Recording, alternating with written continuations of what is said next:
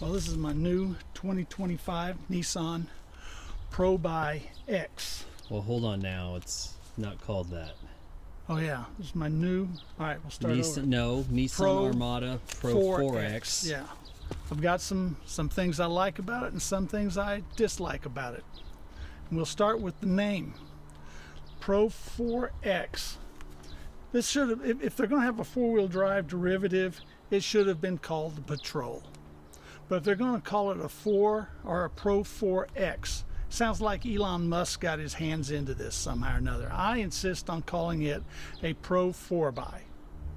If you see 4X4 on a truck, you don't say 4X4, you say 4x4. This is a Pro 4x, in my opinion. I've had it now a couple of weeks.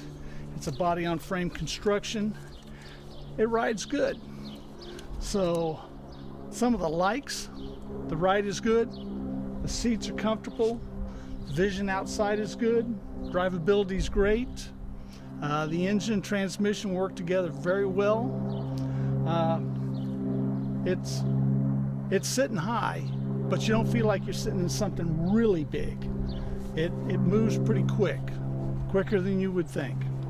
So the turbo engine is an upgrade from the V8. When you're driving, it's surprisingly quiet for a body-on-frame type of vehicle. As far as four-wheel drive goes, they've put a lot of the good products on here. It's got locking transfer case. You manually lock it with a button. It has a locking rear differential. Do that with a button. You're not dependent on a computer to do that stuff. You want to make sure you don't drive on pavement with those things locked. Google Maps, I like that. You don't have a navigation system that you have to update. This Google Maps, I'm guessing, should update anytime Google Maps updates, so it keeps up to date. From what I've seen so far, it works very well. It has a brake controller. I'm glad that these manufacturers are finally putting brake controllers in their vehicles. It kind of reminds me of the old days back in the 60s and 70s. You always had to go out to an auto parts place and get you a little cup holder to hang on the window ledge to put your cups in. Finally, the manufacturers got smart enough to put cup holders in their cars. Well, they're finally getting smart enough to put brake controllers in their trucks and SUVs. It's about time. On the negative side, the tow hooks are way underneath the front of the vehicle. Now they've got a nice bumper on there. It's not as low as the standard Armadas. It has a better approach angle. But the tow hooks, if you're stuck up to the bumper, you're going to have to climb into the mud to hook something onto this vehicle to tow it out. It's a poor design right there. Another thing I don't like about it is the MyQ garage. Now, my garage door opener does not have MyQ, so I had to buy this little thing for about $30 to make it compatible with MyQ, and yet I have to sit in a driveway for over a minute for this vehicle to find the MyQ system so I can close the garage door. So I don't like to do it, but I'm probably going to have to carry my little genie button with me in order to close and open the garage door. Do not like that. $80,000, if they want to put MyQ in it, that's okay. But they should also include HomeLink. There are a lot of people out there who use HomeLink, and this should have had it. The sunroof. It's a nice sunroof, but it comes with the package. There's a package called the Pro 4x package. Preferred package. Okay, it's a preferred package. And first off, it doesn't make any sense. There's nothing in this package that has anything to do with four-wheel drive, but it does upgrade a lot of the things in the car to make it a little more luxurious, like heated and ventilated front seats, heated back seats, an improved radio system, biometric check for temperature to help control inside temperature. There's a number of things, but in that package it includes a sunroof. The sunroof should be a separate item all by itself.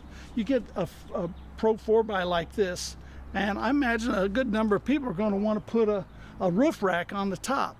When they put a roof rack up there, they're covering over the sunroof anyway. This should be an item that can be deleted, and you should get a credit for it.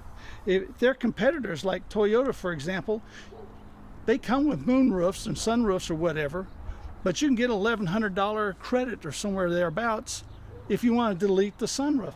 that should be an option here. I'm not going to use a sunroof. Wish it didn't have it. The hitch in the back, it's a nice hitch. It's great. It's a number 4 hitch. Up the hitch itself, I guess, rated about 10,000 pounds. This thing will tow 8,500 pounds. The GVW on this specific one, according to the panel inside, or the label inside the door, is 8,000 or 7,810 pounds. That's all great. It's going to pull a good trailer. But at the back, it has a 7-pin outlet. It should have a 7-pin and a 4-pin, because you don't know, you might be somewhere and need to rent a U-Haul trailer, and now all of a sudden you have to carry this adapter with you all the time. The adapter is going to stick out, going to get hit or something like that. I hate to see something like that mess things up. Should have a 7 and a 4-pin adapter on the trailer hitch.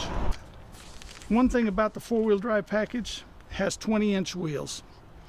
It really should have 18-inch wheels. You get another inch of sidewall. I think that would be better for 4-wheeling.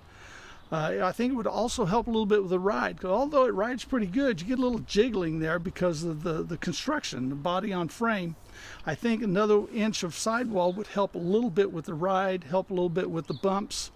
Now you can get an 18-inch wheel if you want to spec it that way. You order it, whatever. It's about $1,350. But you can also buy the wheels after you get this for about the same price. You could have a set of 18s and 20s at that rate if you wanted to do it that way. One thing I notice is that the wheels, the 18-inch wheels, are rated 2,200 pounds. So that'd be 4,000 pounds for 2 of them, and yet the back axle is rated 4497. So if you did go with some different wheels, that's going to be the weak link in the suspension system, looks to me like. Overall, had it now for 2.5 weeks or something like that. I like it. It's very nice. The paint looks great. In fact, as far as orange peel goes, I would say this is just about on par with the 2018 Audi TT that I had. It's certainly better than the Jeep Grand Cherokee that I have. It looks nice. Thank you. All right, I think you missed a few things. All right, like what? One, there's a lack of interior lighting. There's not much accent lighting. I do like the illuminated kick plate, because you're going to actually need some lighting in this vehicle. It's really dark inside. Yeah. Also, the tailgate lifts way too high. That could be a problem for clearance in a garage. Yep. We've experienced that ourselves. You have to put a hand up there to try to stop it in time. That can be a little troublesome. Now you could use your foot. You've got a kick thing there at the bottom. You can use your foot. That'll open it. The next time you do it, it'll stop it right there. And the third time you do it, it'll go down from there. But if you go and you kick that and you kind of miss the area where it's supposed to happen, that thing's going to go right on up and hit your garage door or something like that. And with the crossbars, I took the crossbars off. With the crossbars on there, this clears my garage door by about an inch and a half. It's really close. But also, the Wi-Fi hotspot has to be manually turned on. Every time you turn the car on. Every single time you turn the car on. And you can't do a lot of that while you start driving. So you have to sit there, then mess with it. Yep. Now you can back up and drive. Yep. A lot of systems get shut off when you as soon as you start to drive, you can't turn a Wi-Fi on. In the name of safety. Yeah. And I think something like that could have been left automatically. If you set it to be on, it should come back on every single time you start the car. You shouldn't have to restart that every time. Okay, but you like the car. I do like it. It's nice, roomy, quiet. Seats are comfortable. Pretty good.